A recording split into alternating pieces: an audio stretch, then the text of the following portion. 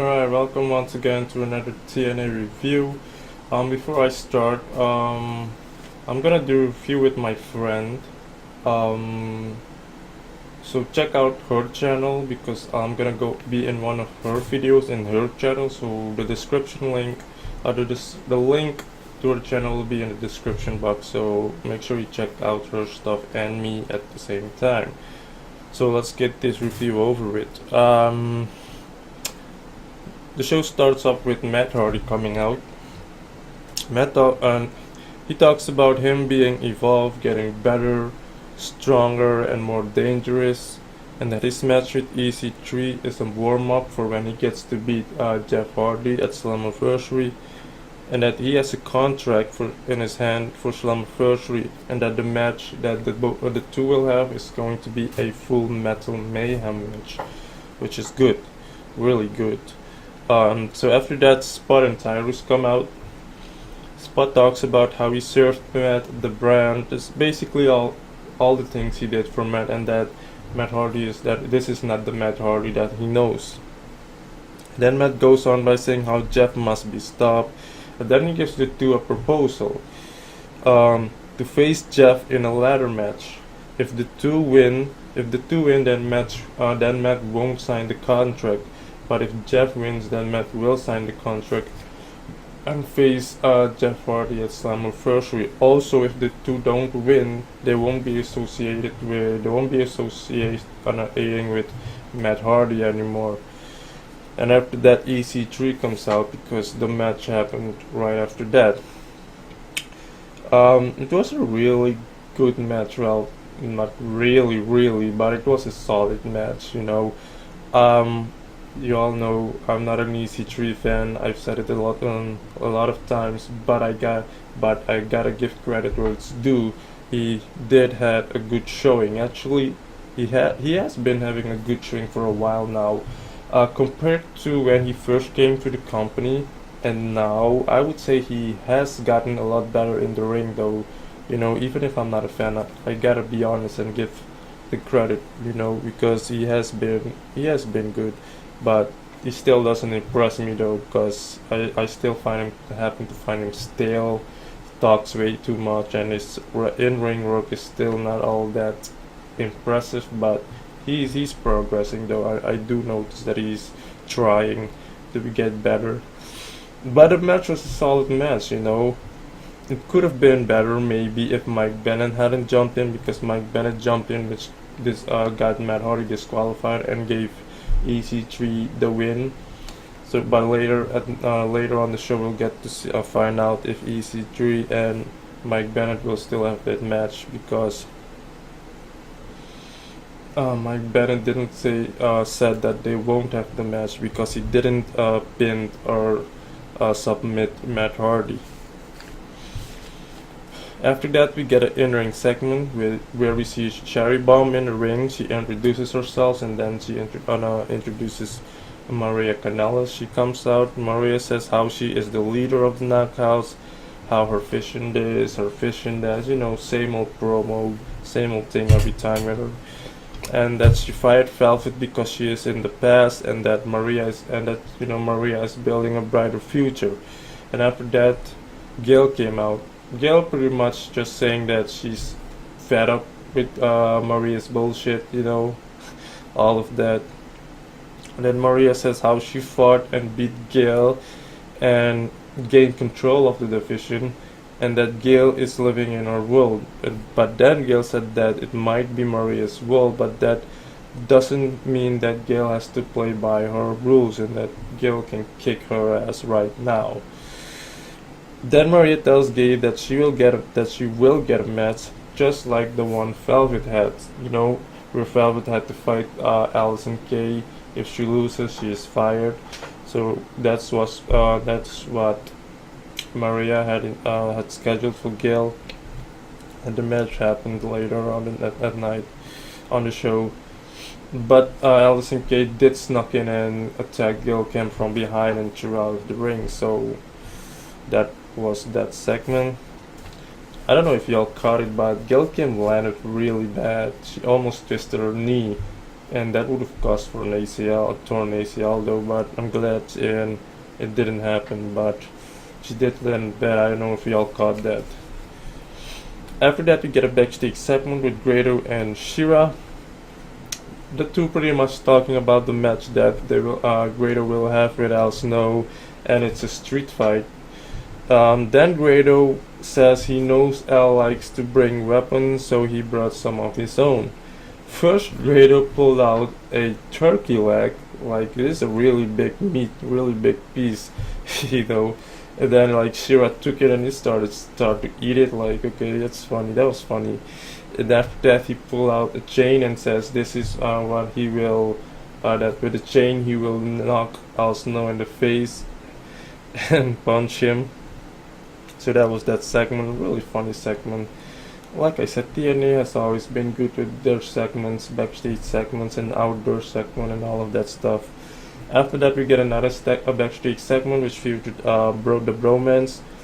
Pretty much where they talk about meeting up with a guru that will elevate them, you know, make them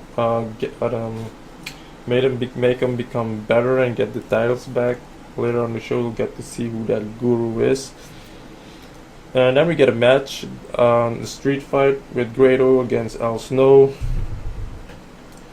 This was another solid match. It could have been way better, of course, but I mean, this is Grado we're talking about, and Al Snow, because we know the first time when they faced off, it was really terrible. So it was a good thing that this one was a stipulation match to kind of at least make it a little bit interesting, which it was.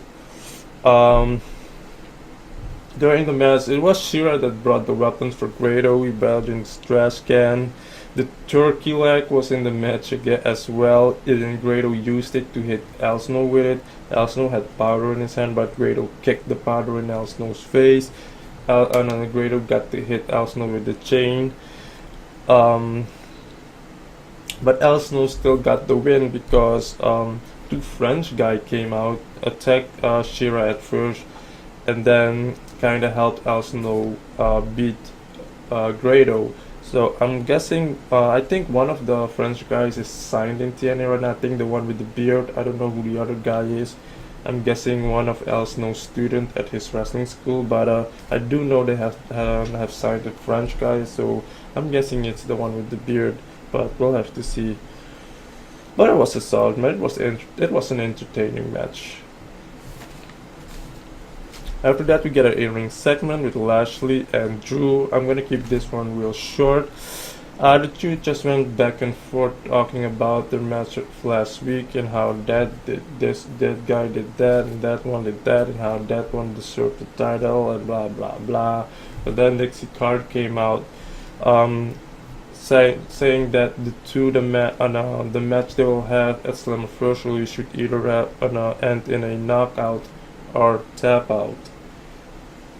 Okay, it's still an average match though. I was expecting something better though, maybe a steel cage match, because this is Slammiversary. You know, you don't have your good guys in TNA, yet the better wrestlers in TNA anymore. So you gotta make your pay-per-view as entertaining and exciting as you can. You know, tap out and knockout. Okay, whatever. I guess that will do. But after that, the two started to brawl. Lashley speared Drew. He also speared Stifler, and that's how the segment ended. After that, we have an Ultimate X match. Do I really have to explain this match? Because come on, let's look at the guys that were in this match. You know, Eddie Edwards, Trevor Lee, Andrew Everett, DJC. All four of them high flyers. You know this was gonna be a fucking damn good match. You know, this was the match. This was the highlight of the show. Period. You know, but technically Eddie Edwards got the win because he grabbed the belt first, but Shane Helms distracted the referee, which made the referee not pay attention into the ring. But so Trevor Lee took the belt from Eddie Edwards, which made it seem like Trevor Lee got the belt first, and the ref gave referee the win. But so we'll have to see how next week, what will happen next week. This match should have actually been for Slammiversary. I don't know why they. I'm guessing we're gonna get we better get another one because I don't want a one-on-one an X Division type of match. You know what I mean? That would be really lame for a pay-per-view if you ask me. It should be an Ultimate X match. You know, they gotta keep it exciting and entertaining as much as they can, or else people won't buy it. You know, especially knowing that the better guys not being in the company anymore. So TNA's gotta work hard here. After that, we get the match with Gail Kim and Allison Kay. Gail Kim got the win. Gail Kim made Allison Kay look good. In the video I did where I talk about TNA signing Allison Kay, I asked for this. I wanted a match between Gail and Allison Kay, and I got it. It could have been a way better match, of course, but looking at how Gail Kim is the the smaller one, and Allison the bigger one, you kind of know how it would end up. But still, regardless, it was a good match because Gail Kim, with whomever she gets to work with, she can make. She has the ability to make the person look good, and that's what happened. So it was a solid match. So Gail Kim got the win. Of course, she won't get fired. What the hell? So after that, we get the segment with the bromance where they got to meet up with the guru, and it happened to be Raquel. Interesting. So, because I was wondering when they would give her a role in the show, which they already kind of did. I don't know what happened with the whole Lashley thing, but I think this one is better. Though, notice looking at how both the bromance with Jim Garza and Raquel has that eye candy look or whatever. So we'll have to see how this whole thing plays out. So interesting. So after that, we have the main event: Jeff Hardy and Tyrus and Spot. Did you honestly really think you would expect a good match out of this? I mean, it was entertaining, but did you really expect a damn good match? I mean, this is Tyrus we're talking about, and Spot. Spot is decent, but Tyrus, come on, he ain't the type of big guy that has the energy or the kind of work ethic like a Michael Elgins or a Brian Cage or a Matanza or Mil Muertes or those type of guys. You know, he's really the sloppy kind. So you can't expect something great out of these guys. But it was a solid match though. Jeff Hardy got the win. So overall show, it was a good show. It was another entertaining show. Actually better than last week if you ask me. The talking was to a minimum, thankfully. So yeah, that's about it. I hope next week will be as entertaining as the two shows like last week and this tonight. If you've watched my video all the way to the end, thank you very much. If you've liked my review, hit the like button, please subscribe, share, whatever the hell you want to fucking do.